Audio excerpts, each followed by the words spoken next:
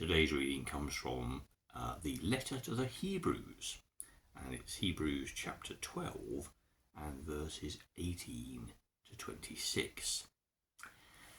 We don't know who wrote the letter to the Hebrews, though it's not thought that it was Paul.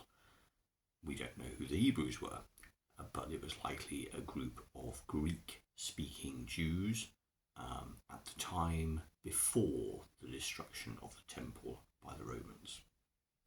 It's a letter, or more properly, a sermon or a homily, which takes as its theme a need to stay firm in one's commitment to Jesus and his risen spirit. It is directed towards a group of people who are wavering in their understanding and their belief and their faith, and are thinking of returning back to their old religious ways. So systematically, the author of the letter to the Hebrews destroys the arguments by saying and pointing out how Jesus, both in physical form and risen and ascended, is the most complete everything that they could want. Better than angels, better than any sacrifice, the one true prophet.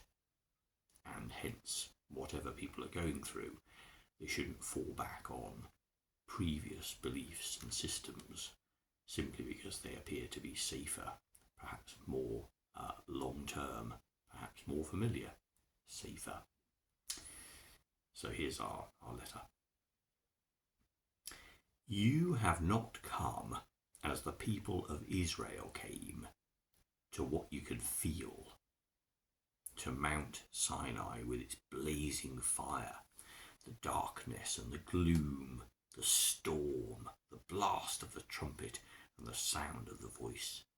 When the people heard the voice, they begged not to hear another word, because they could not bear the order which said, if even an animal touches the mountain, it must be stoned to death. The sight was so terrifying that Moses said, I am trembling and afraid. Instead, you have come to Mount Zion and to the city of the living God, the heavenly Jerusalem with its thousands of angels. You have come to the joyful gathering of God's firstborn sons, whose names are written in heaven. You have come to God, who is the judge of all mankind, and to the spirits of good people made perfect. You have come to Jesus, who arranged the new covenant, and to the sprinkled blood that promises much better things than does the blood of Abel. Be careful then, and do not refuse to hear him who speaks. Those who refuse to hear the one who gave the divine message on earth did not escape. How much less shall we escape then, if we turn away from the one who speaks from heaven? His voice shook the earth at that time, but now he has promised, I will once more shake not only the earth, but heaven as well. The words once more plainly show that the created things will be shaken and removed, so that the things that cannot be shaken will remain. Those words are part of a much bigger discourse. It's got some fantastic words at the beginning of chapter 12. So then, let us rid ourselves of everything that gets in the way of the sin which holds on to us so tightly. Let us keep our eyes fixed on Jesus, on whom our faith depends from beginning to end. And some wonderful words. Try to be at peace with everyone, and try to live a holy life, because no one will see the Lord without it. Guard against turning back from the grace of God. Let no one become like a bitter plant that grows up and causes troubles with its poison. That's a good word, isn't it? Try not to grow up like a bitter plant that grows up and causes many troubles with its poison. Advice for life. The writer is, as I say, in the context, writing to reassure people, to encourage them, but not just with an invitation, but with almost a kind of a logical argument that says, look, what God has done in Jesus is just the most complete revelation you could ever possibly want.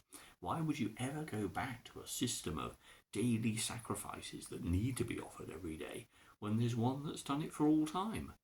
Why would you go back to intermediaries for your relationship with God when you can be with God? Why would you want to replace a life of freedom with a life governed by rules and regulations about the smallest aspects of your personal and domestic life? What God did in Jesus, in the words of John's Gospel, when the Word became flesh, was just so significant. It was a new creation as significant as the one told in the Genesis myth. God has made all things new, and there's a totally different and new relationship. He came in human form to show us what God is like, and what we saw, of course, was unconditional love and a life lived without prejudice or hatred, a life that espoused values where everybody matters, most especially those that the majority of society would spurn and reject, ignore and trample on. Those are the ones that God's love has come to save particularly, but all are welcome, all are loved, all are blessed. And that is our message of unity and of hope, of joy and of peace, based not on some philosophical or ethical standpoint, but on a simple understanding that everybody is loved. We ourselves as individuals feel that love from God, and we know that that love is universal. It's not just for us, it's for everybody, everywhere, because God made everyone. We are inherently, in familiar terms, brothers and sisters to one another. Everybody matters as much as we do, and that's bound up in the words of our great commandment, isn't it? To love the Lord your God with all your heart, your mind, your soul and your strength, and love your neighbour as yourself. It's fundamental, it's foundational, it's huge, it's massive, it's absolutely glorious. And the most important thing is that none of this is abstract or disconnected. We might choose to think that, well, because we can't see something, touch it, smell it, measure it, quantify it, it doesn't exist.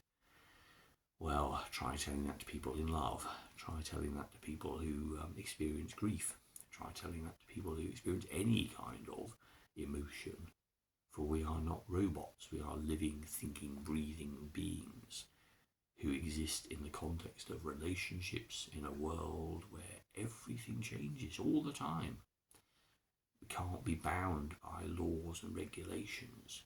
We can't be tied down to a book that says this or that. I know people may say that in the Bible, but then they misinterpret what the Bible is. A collection of writings, all of which offer a unique reflection on what God has done in history. It's not a rule book, it's a book of insight from which we can glean different lessons every time we pick up a different page. And today the lesson is steadfastness and not using that common human get out of saying, well, what I'm doing at the moment is frightening and uncertain. I could get safety and security by returning to my old ways, my familiar habits, the ones that I had actually grown out of, the ones that I had found to be inadequate, but at least then I knew what I was doing. Safety and security are primitive desires and deeply embedded within our psyche. They're important, functional, foundational. We need to trade the safety of the familiar with the safety that comes from knowing we are loved by the God who made all things. And that is the source of all our joy. That is who we were made to be.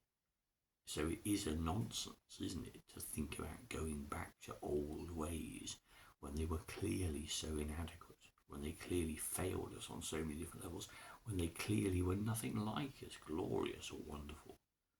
So that's the appeal that the writer of the letter to the Hebrews makes, and it's one that Jesus calls us to every single day of our lives. Why would you stay with what you grew up with, what your culture tells you is important, when the God who made all things is here for you and says you are loved, accepted, pardoned and set free? Be filled with peace and joy and love, and go out into the world and show the same. This is all our callings, but it begins with an invitation, of course, to let God into our hearts and minds. It begins with an understanding of just how awesome God is, and hence our response, like Thomas in the upper room: I don't need proof anymore. I just gaze upon this person and say, my Lord and my God.